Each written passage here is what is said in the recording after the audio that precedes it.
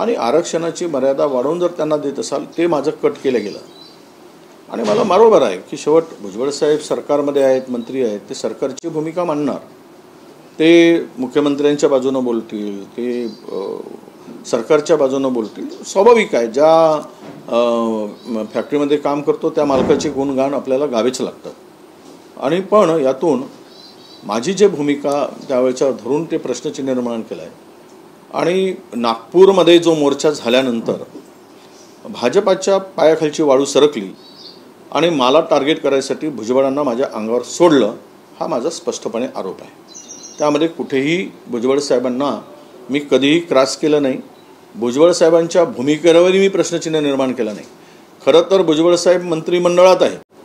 हा GR दोनदा निघाला. पूर्वी पात्र होता, नंतर तो पात्र काढून निघाला. त्या संदर्भात त्यांची भूमिका, तो GR रद्द करण्यासाठी पंकजाताई काल गेले नाही, धनंजय मुंडेजी गेले किंवा इतर नेते गेले असतील, कारण ओबीसीच्या बळेवर ते लढतायत, त्याचा आम्हाला नक्की आनंद आहे. पण तो मूळ प्रश्न होतो सरकारने काढलेला 2 सप्टेंबरचा GR जो आहे तो रद्द करण्यासंदर्भात, जो ओबीसीच्या मुळावर आलेला आहे. ओबीसी समाजाचं प्रचंड तो GRमुळे नुकसान होणार आहे. या संदर्भात त्यांची भूमिका मला काही ते मांडत आहेत आणि त्या संदर्भातली आपली लढाई असली पाहिजे, त्यांची असू दे की आमची असू दे. राहिला मराठा समाजाच्या संदर्भात, मला इकडे भुजबळ साहेबही टार्गेट करतात, तिकडे जरांगे टार्गेट करतात. म्हणजे मला आनंद आहे की मी भुजबळ साहेबांचे आभार मानतो आणि जरांगे पाटलाचे आभार मानतो की दोघेही मला टार्गेट करून शिव्या देत असतील, तर यापेक्षा दुसरा मला आनंद नाही, असं माझं मत आहे. एकूणच हे 2 समाजाविरुद्ध भांडणं लावण्याची सुरुवात कोणी केली? आत्ताच्या महायुती सरकारने केलेली आहे. मग त्यामध्ये धनगरांना आदिवासीचं आरक्षण देतो म्हणण्याचा विषय असेल. आज जो धनगर समाज रस्त्यावर उतरला आहे, किती वर्ष झालेत? 14 पासून आज 10 वर्ष 11 वर्ष झालेत. धनगर समाजांना आदिवासीचं प्रलोभन दाखवलं कोणी? आत्ताच्याच विद्यमान सरकारने दाखवलेलं आहे. हे काही लपून राहिलेलं नाही. आणि राहिला, ज्या वेळेस मी मंचावर गेलो होतो त्यावेळेस कुणबी मराठवाड्यातील ओबीसी मराठा समाजाच्या संदर्भात हैदराबाद गॅजेटमध्ये मराठा कुणबी असलेले 2800 नोंदी होते. मी विरोधी पक्षनेता होतो, अधिकृतपणे सांगतो. त्यामुळे तो विषय काढून की मी जे म्हणालो, ज्यांच्या नोंदी मराठा कुणबी आहेत हैदराबाद गॅजेटमध्ये, तर त्या नोंदीनुसार त्यांना प्रमाणपत्र किंवा ओबीसीमधून द्यायचं असेल तर अजिबात आमचा विरोध नाही, त्यांना दिलं गेलं पाहिजे. ही काल पण भूमिका होती, आज पण भूमिका आहे. आता मलाही कळत नाही की भुजबळ साहेबांना एवढा संताप माझ्या संदर्भातला काय यावा. मी म्हणालो, मी तर कधी काही विरोधात बोललोच नाही, त्यांच्या भूमिकेवरही प्रश्नचिन्ह उभा केला नाही. आता एवढंच म्हणालो मी, आता जरांगे हे जे पुराण चाललेलं आहे, तो जरांगे पुराण हा सुरू ठेवा, पण सरकार पुराण सुद्धा वाचलं पाहिजे ना. कारण GR कोणी काढला? सरकारने काढला, 2 सप्टेंबरचा GR. पण ते आम्ही सरकार पुराण वाचतच नाही. आणि जरांगे म्हणजे मराठा वर्सेस ओबीसी. अरे मूळ तुमच्या हक्कापासून वंचित करण्याचं काम, तुमच्यावर अन्याय करण्याचं काम. जसं ज्यावेळेस जरांगे पाटील त्यावेळेस तिथे दिले गेले, त्यावेळेस भुजबळ साहेब सुद्धा मंत्रिमंडळात आहेत ना. त्या ठिकाणी विखे पाटील जर जाऊन ते करू शकतात, तर कॅबिनेटमध्ये सुद्धा तो विरोध ते केले म्हणतात. मला आम्ही त्यांचं स्वागतच केलं. तर जरांगेच्या संदर्भात उभारणी करून मी गेल्याचा एक व्हिडिओ करून हा आत्ता विषय काढण्याची गरज काय होती? तर त्यामध्ये नागपूरमध्ये निघालेला अफाट मोर्चा पाहिल्यानंतर भाजपाला भीती वाटली आणि आपल्या फॅक्टरीतील एक फेक नेरेटिव्हच्या फॅक्टरीतील एक नेत्याला पुढे करून मला टार्गेट करण्याचं काम केलं जात आहे. त्याबद्दल भुजबळ साहेबांचे मी मनापासून आभार मानतो, त्यांना मी धन्यवाद देतो. विजय, तुम्ही आता म्हटलं की विरोधी पक्ष नेते असताना तुम्ही जरांगेंच्या मंचावर गेले होते आणि त्यावेळी तशी भूमिका मांडली होती की आरक्षणाची मर्यादा वाढवून मग मराठ्यांना कुणबी प्रमाणपत्र किंवा ओबीसी प्रमाणपत्र देण्यात यावं. तुम्ही आजही या भूमिकेवर ठाम आहात? हे बघा, मी त्यावेळेस बोललो, आजही बोलतो. त्यावेळेस 2800 नोंदी होत्या. जरांगेंची भूमिका ही त्यावेळेस क्लिअर होती की ज्या नोंदी सापडल्या आहेत त्यांना कुणबी प्रमाणपत्र द्यावं आणि ओबीसी मधून घ्यावं. म्हटलं येस, नो डाऊट, दिलं पाहिजे. पण त्यांनी त्यानंतर आज जो जी आर निघाला आणि त्यानंतर त्याची व्याप्ती वाढवत गेली. मराठवाड्यातील सर्व मराठा समाजाला कुणबी प्रमाणपत्र दिलं पाहिजे, ओबीसी दिलं पाहिजे, ही त्यानंतर त्यांची भूमिका बदलली. त्याही वेळेस मी विरोध केला. मला जाताना अनेकांनी त्यावेळेस शिव्या दिल्यात. त्यावेळेची भूमिका होती माझी. हे मी त्यावेळेस मुख्यमंत्री देवेंद्र फडणवीस होम मिनिस्टर असताना मी त्यांच्याकडे तक्रार द्यायला स्वतः गेलो होतो. मला शिव्या देत आहेत, मला धमकी मिळत आहेत म्हणून. त्यावेळेस भुजबळ साहेब नव्हते, मीच होतो आणि मी माझी भूमिका स्पष्टपणे मांडलेली होती. त्यानंतर त्यांनी पुन्हा सांगितलं की नाही, सर्व मराठा समाजाला ओबीसी प्रमाणपत्र दिलं पाहिजे आणि कुणबी प्रमाणपत्र दिलं पाहिजे. त्यावेळेस मी विरोध केला. स्वाभाविक आहे विरोध करणं. तुम्ही 2800 नोंदी भेटल्यानंतर जर तुम्ही देत असाल तर मी स्वागतच केलंय. पण त्याला धरून भुजबळ साहेब मला का टार्गेट करतायत याचं कोडं असं आहे की सरकारमध्ये ते मंत्री आहेत. सरकारचं संरक्षण करून विरोधकांना टार्गेट करणं ही त्यांची भूमिका यातून मला दिसते आहे. हे पुन्हा मी सांगतोय. काल भुजबळ साहेबांच्या भाषणामध्ये एक मुद्दा त्यांनी अजूनही मांडला की जे लोक मराठा आरक्षणावरून सर्व वाद निर्माण करत आहेत त्यांचं मुख्य टार्गेट हे देवेंद्र फडणवीस आहे, ओबीसी समाज नाहीये, असं त्यांचं म्हणणं. आता मला हे हास्यास्पद वाटतं.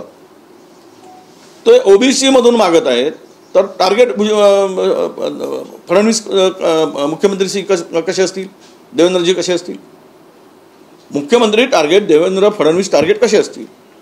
ज्या वेळेस मग हा जी आर काढताना त्यावेळेस मग त्यांच्या टार्गेटला हे बळी पडले का? त्यांचा टार्गेट पूर्ण करण्यासाठी त्यांनी प्रेशर टाकला. त्या टार्गेटमधून सुटण्यासाठी मुख्यमंत्री बळी पडले काय? म्हणजे सरकार झुकलं काय असा त्याचा अर्थ होतो. आणि राहिला विषय की कोण कोणाला आता, म्हणजे एकीकडे ज्या सरकारने हे जी आर काढला आपण त्या विरुद्ध बोलत नाही आणि जरांगे तर आहेच, आमचं वाटोळच केलंय. आम्ही जरांगेच्या समोर आमची भूमिका मांडलीच. पण आम्ही आता बघा त्यावेळेस बावनकुळे जे होते तिथे पंकजा मुंडेताई आहेत, भुजबळ साहेब आहेत, सावे आहेत, जवळपास 8-9 ओबीसी मंत्री आहेत ना. मग तुम्ही तिकडे हा जी आरचं काय रिॲक्शन, जी आरमुळे काय नुकसान होणार आहे? अरे सर्रास दाखले वाटले जात आहेत. कोणीतरी एक नागपूरचा नेता सांगतो की 28 दाखले दिलेत की 18 दाखले दिलेत. लाज वाटत नाही? एका 14 वर्षात 2014 पासून 25 पर्यंत ओबीसी समाजाला फक्त धुळे जिल्ह्यामध्ये 38,000 दाखले दिले गेले होते. आता ते 1,18,000 झाले एका धुळे जिल्ह्यात. मी माहितीच्या अधिकारात माहिती घेतली. काहीतरी बोलून आमचं म्हणणं, माझी भूमिका तीच आहे, कालही तीच होती. ओबीसीच्या वाट्यातून देऊ नका. ओबीसीच्या वाट्यातून तुम्ही त्यांना काढून देऊ नका. तुम्ही त्यांना स्वतंत्र द्या. आणि ज्या नोंदी आहेत कुणबी मराठा, इथे तर कुणबी मराठाच नाही आहेत, कुणबी जैन आहेत, कुणबी सोनार आहेत. त्या गॅजेटमध्ये कुणबी इतरही अनेक 12 बलुतेदारांचे नाव आहेत. जो शेती करत होता तो कुणबी होता. पण मराठा कुणबी असणारे फक्त 28 नोंदी आहेत. त्यावेळेस होत्या, मी सांगितलं. तेवढ्यांना देण्यासाठी भूमिका होती. तो विषय घेऊन माझा व्हिडिओ दाखवून भुजबळांना काय साध्य करायचं आहे? छगन भुजबळांना मला हेच कळलं नाही. परत ते म्हणतात की अंबडच्या सभेमध्ये आलेत, नंतर आले नाहीत. अरे अंबडच्या सभेमध्ये तुम्ही कोयता काढण्याची भाषा झाली तिथे. आपण लढाईमध्ये, मराठा ओबीसी लढाईमध्ये कोयता तलवारीची लढाई भाषा करून आपण मिळणार आहे का? आपण आपल्याला जे मिळवायचे ते संविधानिक अधिकारानं तुम्ही आंदोलन करा, मोर्चे करा, सरकारवर प्रेशर टाका. पण कोयत्याची भाषा केल्यानंतर दुसऱ्या मेळाव्यात मी कसं जाणार? म्हणून मी गेलो नाही. पंढरपूरच्या मेळाव्यामध्ये मला अजिबात बोलवलं नाही. मला कुठलाही निमंत्रण पंढरपूरच्या मेळाव्याचं नव्हतं. हे खोटं कशाला सांगतायत मला काही कळत नाही. कोण फोन केले सांगा म्हणा. पण आणि राहिला विषय कालचा बीडचा मेळावा झाला. माझी भूमिका ही होती की या मेळाव्यामध्ये सत्ताधारी पक्षच पूर्ण होता. सत्ताधारी पक्षांनी मोर्चे काढायचे किंवा सत्ताधारी पक्षांनी रॅली घ्यायची, तिथे ओबीसींना सांगायचं की आमचं वाटोळं झालं आहे आणि सरकारमध्ये तुम्ही भूमिका तिथे मांडायची नाही. त्यामुळं जरांगे पुराण आता खूप झालं असंच मी म्हणालो. माझा एकच शब्द होता, जरांगे पुराण करत बसा, पण सरकार पुराण सुद्धा सुरू केला पाहिजेत ज्याने आमचं वाटोळं करायसाठी तो जी आर काढला, तो जी आर रद्द झाला पाहिजे. ही काल पण भूमिका होती, आज पण आहे. त्यामुळे नुकसान होत आहे ओबीसीचं. कुठल्या नोकऱ्या मिळणार नाहीत, MBBS डॉक्टरमध्ये तुमच्या एज्युकेशनमध्ये त्यांना सवलती मिळणार नाहीत. सगळ्या सवलती खाऊन घेतील मोठा समाज. हा गरीब समाज काय करेल? 375 जातीचा या समाजाचं काय होईल? ही माझी लढाई आहे. त्यामुळे भुजबळ साहेबांनी मला का टार्गेट केलं? मी तर कधी त्यांचा दुश्मन नव्हतोच, कधी त्यांचा विरोधही केला नाही आणि कधी त्यांच्या प्रश्नावर भूमिकेवर प्रश्नचिन्हही उपस्थित केला नाही. मला बोलवलं त्या ठिकाणी, सगळ्यांना निमंत्रण आली, मला हे नव्हतं आणि माझ्या मतदारसंघात कार्यक्रम होते, त्यामुळे मी तिथे जाऊ शकलो नाही. एवढाच त्याचा अर्थ होता. आज भाऊ बबनराव तवाडेने तुमची भूमिका मांडली, तुमच्या बाजू घेतली आहे आणि कुठेतरी भुजबळ यांच्या कुठेतरी विरोध केला आहे बबनराव तवाडे. हे बघा, आता ज्यांना जे वाटतं ते भुजबळांची भूमिका आणि त्यांची भूमिका काय आहे हे बघा. महायुतीचं सरकार सर्व समाजामध्ये भांडणं लावून सर्वांना बेवकूफ बनवण्याचं काम सुरू केलेलं आहे. तुम्ही आपसात भांडा, मी मजा मारतो. मराठा वर्सेस ओबीसी भांडा, धनगर वर्सेस आदिवासी भांडा, पुन्हा 2 दलितामध्ये 2 शकलं पाडायचं काम चालू झालं आहे, त्यांना भांडायला लावणार आणि हे राज्य अस्थिर करून सोडण्याचं काम सुरू झालेलं आहे. राज्यात स्थिर ठेवून मूलभूत प्रश्नापासून लक्ष विचलित करायचं, डायव्हर्ट करायचं. मूलभूत प्रश्न जे आहेत, गरजेचे प्रश्न आहेत, जनतेच्या हिताचे प्रश्न आहेत, त्या प्रश्नावर जनता उभीच राहू नये. उद्या शेतकऱ्याचं वाटोळं झालं, त्यावर जनता उभी राहू नये. पोरांच्या नोकरीचा फार मोठा प्रश्न निर्माण झाला आहे, बेरोजगारी वाढली, त्याच्यावर लोकांनी बोलू नये. कायदा सुव्यवस्थेचं वाटोळं झालं, त्यावर लोकांनी बोलू नये. म्हणजे अनेक महाराष्ट्रातील प्रश्न आहेत, भ्रष्टाचार शिगेला पोहोचलाय, त्यावर सरकारने बोलू नये. 20% कमिशनखोरी राज्यामध्ये पहिल्यांदा सुरू झाली आहे, यावर बोलू नये. बोलावं काय? ओबीसी वर्सेस मराठा बोलावं, धनगर वर्सेस आदिवासी बोलावं. यासाठी आपसात भांडणं लावून हे सगळी तयारी, हे सगळं एक नेरेटिव्ह सेट करण्याचं काम सुरू आहे. विजू, काल पहिल्यांदा कदाचित जरांगे यांनी मुख्यमंत्र्यांची स्तुती केली आहे. त्यांचं म्हणणं आहे की मुख्यमंत्र्यांनी जे काही केलंय त्यामुळे मराठा समाजाची मनं त्यांनी जिंकली. आता मला सांगा, जरांगे म्हणतात मुख्यमंत्र्यांनी आम्हाला न्याय दिला, भुजबळ म्हणतात मुख्यमंत्र्यामुळे आमचं नुकसान झालं नाही. मग झालं काय? मग कशाला मोर्चे, कशाला आंदोलन, हा कशासाठी मग सगळा आटापिटा आणि दिखावा? हे त्यांचंच नाव घेतात, तेही त्यांचंच नाव घेतात. म्हणजे त्यांनी सगळ्यांना न्याय दिला असं म्हणून हे आंदोलन आता किंवा मोर्चे बंद करावेत सगळ्यांनी. आणि महाराष्ट्रामध्ये आम्हालाही न्याय मिळाला म्हणून आपण ढोलकी वाजवा, त्यांना न्याय मिळाला म्हणून ते ढोल वाजवतील, आम्ही ढोलकी वाजवत जाऊ, ते ढोल वाजवत जातील. झाला, आनंद आहे. यापेक्षा दुसरं काय? सगळं बंद करून टाका. कशाला एकमेकाविरुद्ध बोलताय? उद्यापासून बंद करून टाकायला पाहिजे. भुजबळांनी जरांगेंच्या विरुद्ध बोलणं बंद केलं पाहिजे, जरांगेंनी भुजबळांच्या विरुद्ध बोलणं पाहिजे आणि सगळ्यांनी सरकारचे गुणगान गात पुढे गेलं पाहिजे. म्हणजे विषय संपले आहेत असं त्याचा अर्थ आहे आणि समजून घेतलं पाहिजे की विषय संपले. विजू, आताच जर पाहिलं तर ओबीसी आंदोलन एका क्रुशियल फेजमध्ये आहे आणि अशा वेळी आपण जर पाहिलं तर राज्यातले जे प्रमुख ओबीसी नेते आहेत ते त्यांची भूमिका परस्पर विरोधी, एकमेकांच्या विरोधात त्यांची तोंड असल्याचं दिसतंय. नाही, आमची काही भूमिका विरोधातली नाही. मी तर कधीच विरोधातली भूमिका मांडली नाही. मी सगळ्यांच्या जे या याच्यात येतील, कारण ही मुवमेंट थांबली होती ज्यावेळेस 27% आरक्षणाचा विषय पेटला होता, जातीनिहाय जनगणनेचा विषय आला, त्यावेळेस सर्वप्रथम राज्यात मंत्री असताना मी जालन्यामध्ये मोर्चा काढला. त्यावेळेस भुजबळ साहेब वगैरे शांत बसले होते, ओबीसीची कुठलीही मुवमेंट नव्हती. मोर्चामध्ये मी गेलो, तिथल्या स्थानिक लोकांनी तो विषय उचलून धरला. त्यानंतर लोणावळ्याला बैठक घेतली, अनेक ठिकाणी ओबीसीचे मेळावे घेतले आणि ओबीसींना जागृत करण्याचं काम मी केलं. त्यामुळे सरकारला वाटलं की विरोधक ओबीसीच्या बाजूनं ताकदीनं उभे होत आहेत. त्यामुळे ते मग सरकारने काही ओबीसी नेत्यांना, समाजाच्या कार्यकर्त्यांना पुढे करून तो विषय हायजॅक करायचा प्रयत्न केला. मला विषय माझा एवढाच आहे की सगळ्यांनी मिळून काम केलं पाहिजे. पण कालची भूमिका काही संबंध नसताना हे भाजपच्या इशाऱ्यावर मी स्पष्ट आरोप करतो आहे. भुजबळांनी मला टार्गेट केलं आहे, कारण नागपूरच्या मेळाव्यामध्ये जी गर्दी अलोट आली आणि तिथून अपेक्षा नव्हती तेवढाच ओबीसी समाज रस्त्यावर उतरून हक्कासाठी उभा झाला. त्यामुळं भारतीय जनता पक्ष घाबरलं, सरकार घाबरलं आणि भुजबळ साहेबांना पुढे करून मला टार्गेट करण्याचं काम सुरू केलं. मी टार्गेट करत असताना मला टार्गेट करता भुजबळ साहेबांचे मी आभार मानतो, धन्यवाद देतो की तुम्ही मला जर टार्गेट करून ओबीसी समाजाला न्याय मिळत असेल, तो 2 सप्टेंबरचा GR मिळत असेल तर भुजबळ साहेबांच्या पाया पडायला मी जातो, तो GR रद्द करा. तुम्ही आमचे नेते आहात आणि तुम्ही ओबीसीचे आश्रयदाते आहात, पण तो GR रद्द झाला तर त्यांच्या पाया पडून त्यांचा आशीर्वाद घेईल आणि भुजबळ साहेबांना सांगेन की आयुष्यात तुमच्या नेतृत्वामध्ये ही लढाई तुम्ही जोपर्यंत लढाल त्या लढाईमध्ये मी सामील होईल. थँक्यू. झालं ना, मी क्लिअर केलं. अजून काय त्याच्यात विषय? एक महत्त्वाचा प्रश्न होता. काँग्रेस पक्ष स्वतंत्र काळाचा पक्ष आहे आणि त्या काळात तो वावरला आहे असं संजय राऊत म्हणाले. काय? काँग्रेस हा स्वतंत्र काळातला पक्ष आहे आणि त्याच काळात तो वावरत आहे असं संजय राऊत म्हणाले. मी ऐकलं नाही. दुसरं असं म्हटलंय की स्थानिक स्वराज्य संस्था मावळीच्या प्रश्नात येत नाही. राज ठाकरे उद्धव ठाकरे आहेत. मावळी फक्त विधानसभेसाठी. कोण म्हणले? संजय राऊत. नाही, त्यांची भूमिका काय आहे ते मला माहीत नाही, पण स्वातंत्र्यापासून काँग्रेस पक्ष काम करतोय. काँग्रेस पक्षाची विचारधारा आहे. काँग्रेस पक्ष हा संविधानावर विश्वास ठेवून काम करणारा पक्ष आहे. काँग्रेस पक्ष कधी मतभेद मनभेद हा मानणारा नाही. जातीय भेद, धर्मनिरपेक्षता हा काँग्रेस पक्षाचा पाया आहे.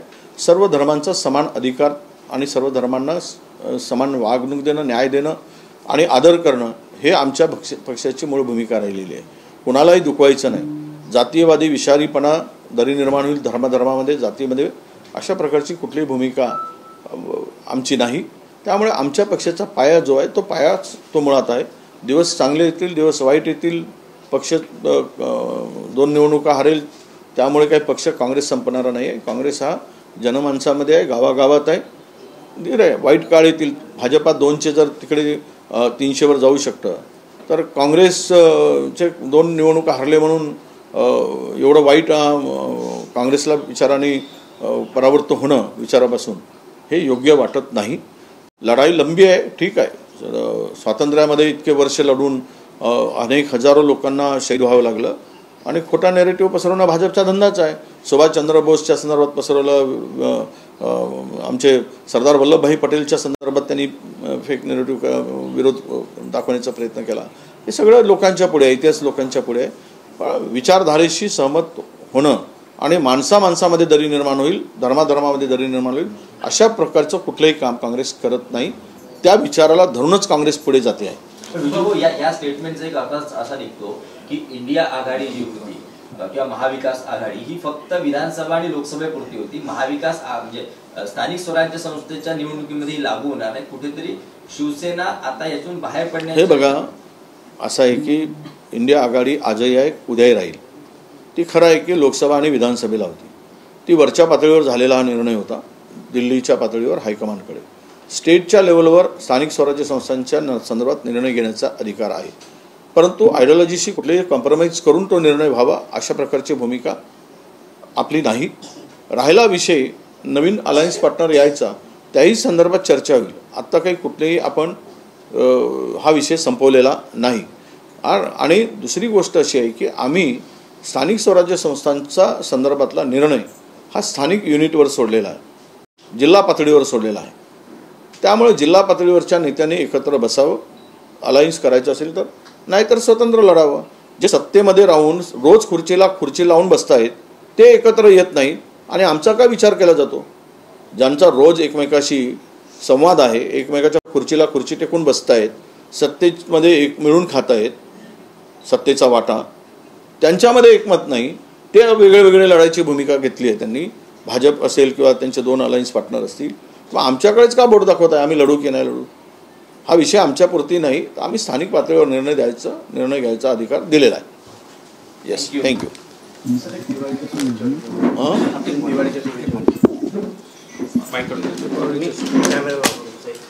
नाही, सेपरेट नको, मग सगळे घेतो मी नाही देणार.